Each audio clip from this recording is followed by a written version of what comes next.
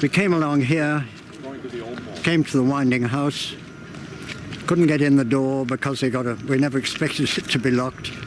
I tried to shoot the lock out with my pistol. The round ricocheted past my Ron Chung, one of my boys. He said to me when I came here, he said I was ready to be murdered by Adolf Hitler, but not by you. He then took out a huge axe sort of hammer thing he had, bashed in the door. We went in, laid our charges. We knew exactly what to do, laid our charges, and then when we were ready, our chaps are having a hell of a time on that Cassoon Gate. I mean, we were taking a lot of casualties there. They were all from my own commando and then joined by a demolition team from 5 Commando. So I sent Ron Chung over there just to say, look, I will not blow up this winding house until you have safely come through me and got by. We then waited while they went through us, carrying their wounded, leaving their dead, and once they got safely through, I pulled the ignition, bloody little things anyway that set my winding house up. It jumped up in the air. It looked as if it had come up about 5 feet up in the air and then collapsed like a house of cards. And then I went and examined it to make sure it had been utterly destroyed, which it had. And then we came back and we went over a small bridge that was being held by Donald Roy of No. 2 Commando. And I reported to my colonel and said, sir, we've blown up the winding house. We're ready to go back to England. And he said, just take a look at the river and see if we've no transport to get home, we'll have to fight our way through and we'll make our way in small groups to Spain.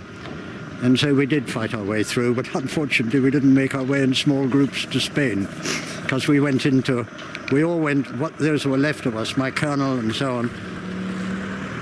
And the colonel, I think it was, who chose a place for us to lie up in. Unfortunately, it was opposite the German headquarters. We didn't know that. And we were in a cellar, and we were looking after people who were wounded.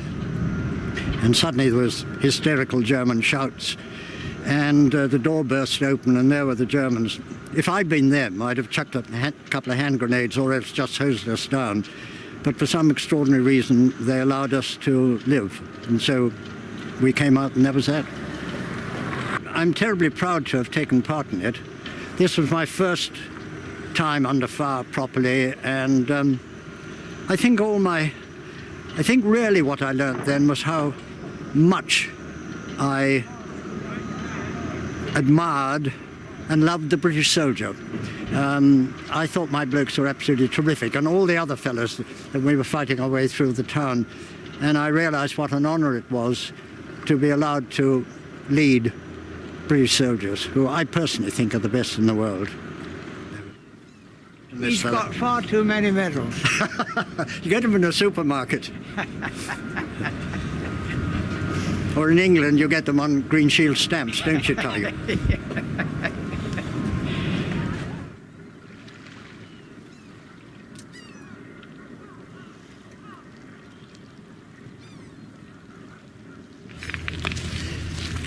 Watson, we're quite near the water. Can you swim? Yes. But I always drag in somebody with me. Well, you've got a lot of chaps here who'd love to come in with you, I'm sure. When I came in, I was actually in HMS Campbelltown, and I was at my action station, which was in the wardroom, sitting with my back to the wall with my boys.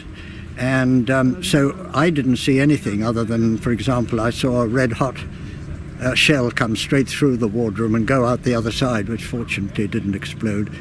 And one could just hear the rounds and the shells hammering against the side of Campbelltown. So I'm afraid I can't tell you. Every now and then one saw the searchlight. You knew the searchlight was coming because it came in through the portholes. White light, a hell of a lot of noise. But he came in, you see, on a wooden launch. He's the chap you ought to talk to because he landed here. He was on bloody deck and saw that happening. I didn't, until Campbelltown rammed, I didn't come up. And then we came up on deck then. And that's where it all started for us. So Tiger's the chap who would tell you what it's like. Well, yes, it was mayhem because some of the launches had caught fire I never want to hear men screaming again like that. The launches were taking a lot of small arms fire, I think, as well. Yeah. And one's whole attention was in finding that place to land to get to your objective. You didn't think about afterwards. Your mind was centered entirely on that one, your task, what it was.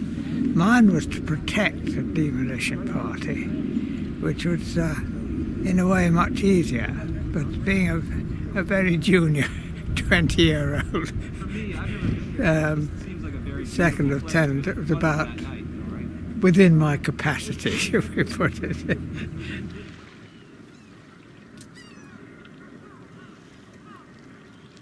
These are the stairs I climbed up during the raid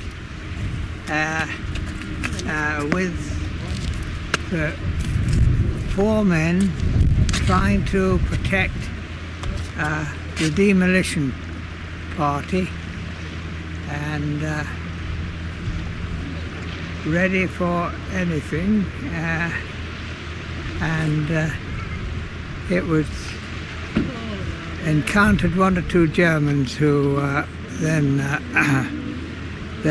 for them the war was over, and then made the foolish mistake of not having time to reload, and then was shot myself. But luckily at close quarters it didn't knock me over, but and broke the bone, but it didn't do a lot of damage. I'm a lucky chap, really.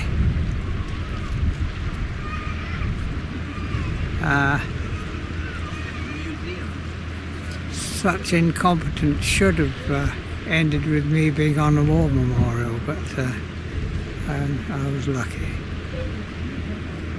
The devil looks after his own.